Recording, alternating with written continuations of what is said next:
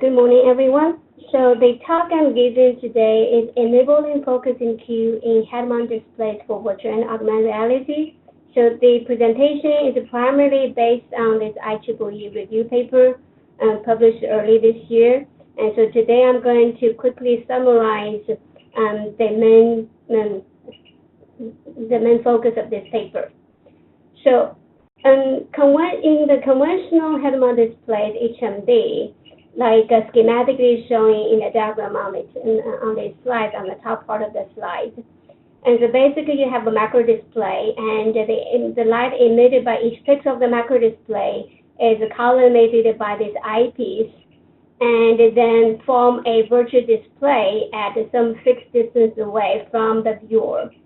So when the eye attempts to see the display, the eye will change its eye lens shape to accommodate at the distance of the display in order to see the sharp image of the display. As illustrated here, and each pixel on the display will appear to be a sharp focusing point at the back of the retina. This is pretty much the basic principle of most of the existing HMD systems. A fundamental problem with this type of schematics is that the very well-known problem, Convergence accommodation problem. So when we view a real-world content, for example, the diagram showing on the left, and when the eye is trying to pay attention to the beach ball, for example, your left and right eye will naturally verge, basically rotate the left and right eye view axis toward the beach ball. And at the same time, the eye accommodation is going to be accommodated at the beach ball as well. And so therefore you see a sharp image of the beach ball, and the Rubik's Cube will appear blurry. And if you switch of your region of interest to the Rubik's Cube, then the other way happens. But that's not what is happening in a conventional HMD. So basically what that was showing on the right side of the figure. So because the image was rendered on a virtual display at some fixed distance, so therefore, and if your eye wants to see the virtual content, your eye intends to accommodate at the distance of this virtual display. Well, in order to fuse the left eye and right eye image into one image, for example, the beach ball, your eye needs to be converged at the distance of the beach ball. So therefore, the emergence depth and accommodation depth is mismatched. And so there are three different types of cues are conflicting in this scenario. And so those conflicting cues has been one of the contributing factors to some of the potential psychophysical consequences. For example, many studies reported distorted depth perception and eye fatigue and difficulty to fuse image and so on. In AR system, this type of conflict is getting more severe because now you have mismatch of focus and cues between the real world scene and also the virtual objects rendered by the display. So the main focus of the paper then basically reviewed the few different methods that have been developed to try to enable focusing cue in HMD system. So in general, this slide summarized the four different methods that has been explored up to today. And so the top left one basically showing a maximilian view type of system, and the right one showing the extended depth field by a focus scanning and or a varifocal system versus live field. So I will quickly go through one of each. So you can think of one simple way to address the Convergence accommodation problem is to increase the depth field of your display and minimize the need of accommodation. So as showing on the top, so the depth field of the depth focus of HMD system, the delta D obviously is proportional to the focal length of the eye and is inversely proportional to the diameter of the eye pupil. And so one simple way to extending the depth of focus is to reduce the D. So in other words, you reduce the amount of rebound, the size of the rebound that enters the eye pupil. So therefore, the depth of focus is extended. So this approach typically, as you can think of it like a pinhole optics approach. This approach typically is combined with this Maxwellian view construction. So you think about you have a light source S, and the light source point source is collimated by this condenser lens and illuminating a spatial light modulator. And the ray from each pixel of the spatial light modulator, you only allow one single ray passing through the eye pupil. So in this case, you are focusing the light source onto the entrance pupil of your eye. So therefore, the image on the spatial light modulator gets projected at the back of the retina. And so you have extended depth of field. So the main problem with this approach is because they significantly reduce the diameter of the D, so therefore the entrance pupil of your optics is very small. So therefore you have to, from a view experience point of view, your eye has to be aligned very well with that small entrance pupil in order to view the image. The second problem that arises when you have a significantly reduced pupil diameter D, so the diffraction effect oftentimes kicks in, so limiting the spatial resolution of the display that you can achieve. And there are a few other approaches. For example, the pin eye display is actually based on similar principles.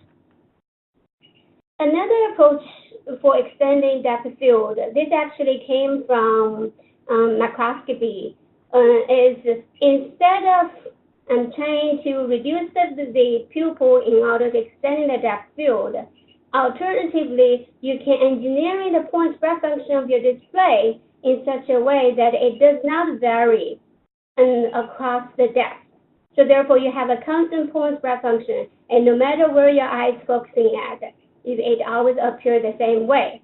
So the one way that to demonstrate recently is you think about your eyepiece, you are scanning the focus of the eyepiece quickly within 60 seconds, within 60 hertz, for example, so that the point spread function as demonstrated at the bottom of the figure is appear the same size all the time. So therefore, when your eye is looking at the image, and your eye does not need to accommodate, of course, the downside of this is your eye always see a an optimal image because your point spread function in this case typically is much broader than a sharp PSF, so your image quality gets compromised.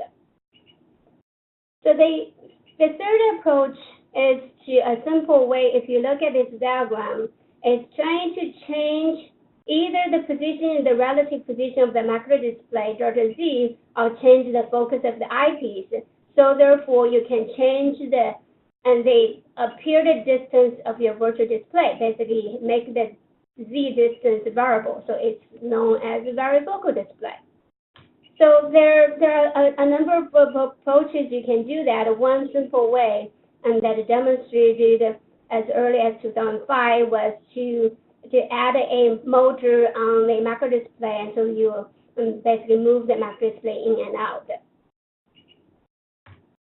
And another one that I demonstrated also years ago was to add a motor on the lens, so you can move the lens in and out to change the apparent distance of the virtual display.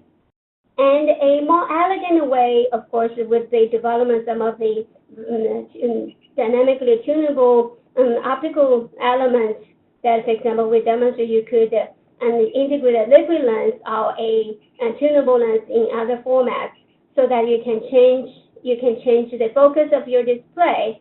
And as the eye is looking at the video, somehow is not working. As your eye is looking at a different depth in space, a eye tracking system in this case will be able to measure where your eye is converged, and in the same time, so you send a signal to the liquid lens to drive the accommodation of the focus position of the display to match with your depth of convergence. But in this case, you only have the correct focus for the object where you are looking at. The last approach in the category basically is head-mounted live field display. So different from the conventional display, which only renders a 2D image of the 3D scene, so that every pixel got imaged sharply on your retina if your eye is accommodated on the display. Versus a live field display, is trying to regenerate the appeared rebundles emitted from the point of the 3D object. So as is illustrated in this case, that if your eye is accommodated onto the closest corner of this Rubik's cube, the rebundle coming from that point will be naturally focused at back of retina, and the other points on the object at a different distance will form blurry. So clearly the key is how do you generate these rebundles that appear to be emitted from the point of interest. So there are essentially a few different ways. So one of the ways is known as the multifocal plane live field display approach. As it demonstrated here, instead of having one single focal plane in your HMB system, now you can create a stack of focal planes. And so each focal plane is going to sample the projection of the 3D object within a small region, and then the next focal plane renders the projection of the next region. And then when they stack together, add together, and then you could collectively render the 3D volume. And so in this case, you don't need to have eye tracking in order to view. So it's just like whenever your eye is looking at a point of interest, that part of the object appears to be sharp. So that was demonstrated at the bottom left part of the two examples. For instance, the donut and the sphere were rendered by a two focal plane system.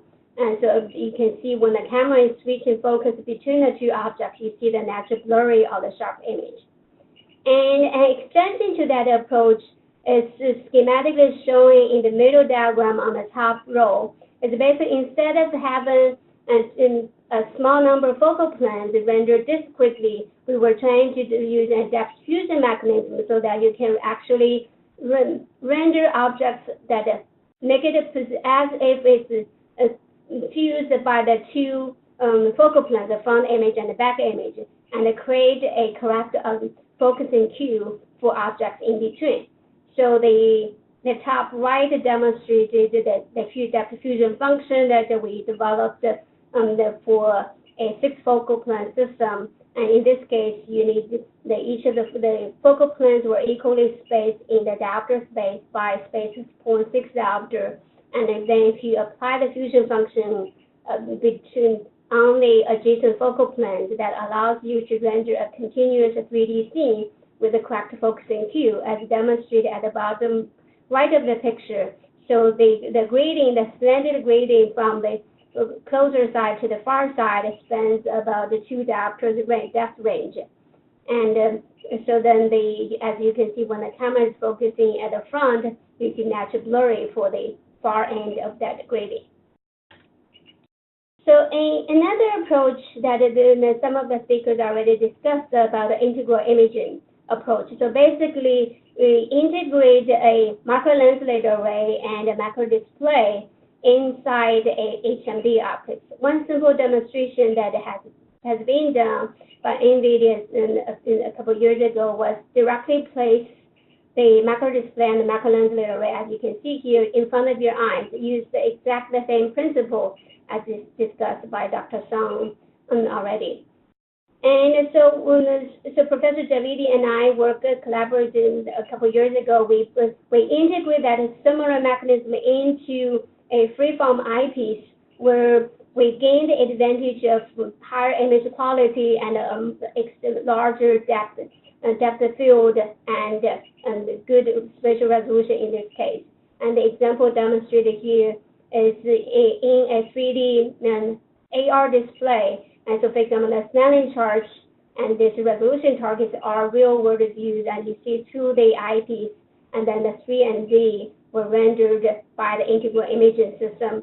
And when the camera is switching focus from the far 4 meters away to the 30 centimeter away, you can see the clear focus shift.